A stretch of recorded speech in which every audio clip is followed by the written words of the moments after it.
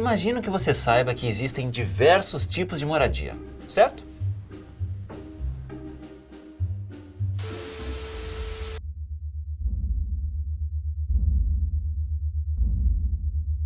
Mas imagino também que você saiba que muitas pessoas não têm moradia e vivem muitas vezes nas ruas, dormindo em locais improvisados.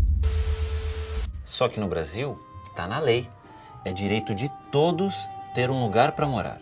Está na Constituição Federal, capítulo 2, artigo 6º. São direitos sociais a educação, a saúde, a alimentação, o trabalho, a moradia, o transporte, o lazer, a previdência social, a proteção à maternidade e à infância, a assistência aos desamparados, na forma desta Constituição. Isso quer dizer que o governo tem que garantir moradia aos cidadãos brasileiros. Para buscar atender essa lei, existem projetos governamentais. Em alguns deles, o governo usa uma parcela dos impostos que são pagos pela população e constrói moradias para a população que mais precisa. Essas construções são chamadas de habitação de interesse social, conhecidas também como moradias populares. Não existe um modelo único de moradia popular. Alguns programas brasileiros, por exemplo, têm hoje mais de 30 modelos diferentes de moradia. Muitas das moradias são planejadas de forma a aproveitar o espaço disponível o máximo possível. Algumas têm 2 quartos e um banheiro. Outras têm uma suíte. Essa aqui tem garagem. Esta outra tem um quarto só, mas com varanda.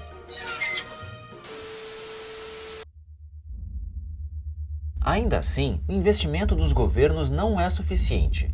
E, infelizmente, é grande o número de pessoas que não têm onde morar ou vivem em moradias bastante precárias.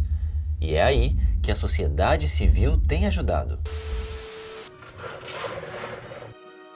Muitas ONGs, que são as organizações não governamentais, se dedicam a construir casas para quem precisa. Algumas fazem casas emergenciais, construídas às pressas quando as famílias ficam sem ter onde morar por conta de uma tragédia, como, por exemplo, uma enchente, um incêndio. Construir casas assim, às pressas, é um desafio, mas o resultado pode surpreender e fazer a diferença na vida de muita gente. Uma ONG, por exemplo, conseguiu bolar uma casa pré-fabricada que fica pronta em até 2 dias. As casas são de madeira e têm 18 metros quadrados. 12 estacas, também de madeira, levantam a casa do chão para evitar que entre água da chuva. E o teto é de zinco. Ela é de fácil transporte, caso precise ser deslocada de um lugar para o outro. E custa muito pouco.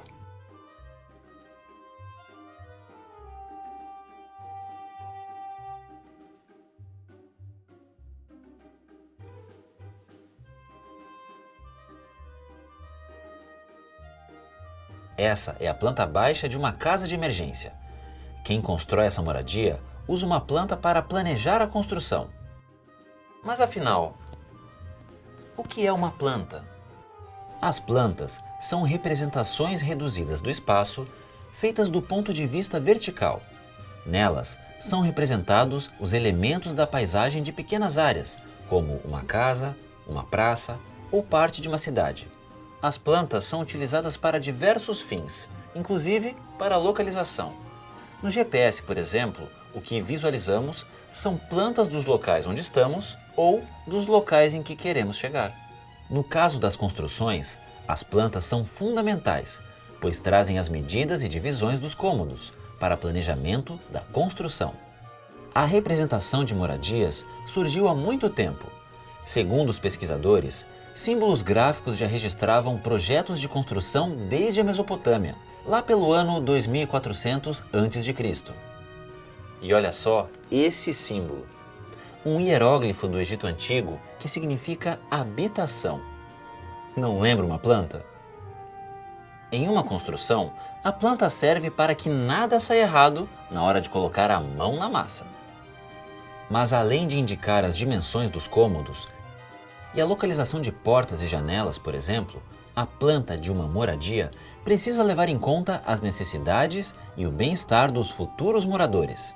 Se cada casa deve prezar pelo bem-estar de seu morador, o conjunto dessas casas precisa atender às necessidades de toda a comunidade.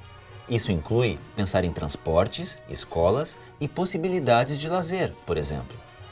Isso também está no mesmo artigo da Constituição, lembra? São direitos sociais: a educação, a saúde, a alimentação, o trabalho, a moradia, o transporte e o lazer.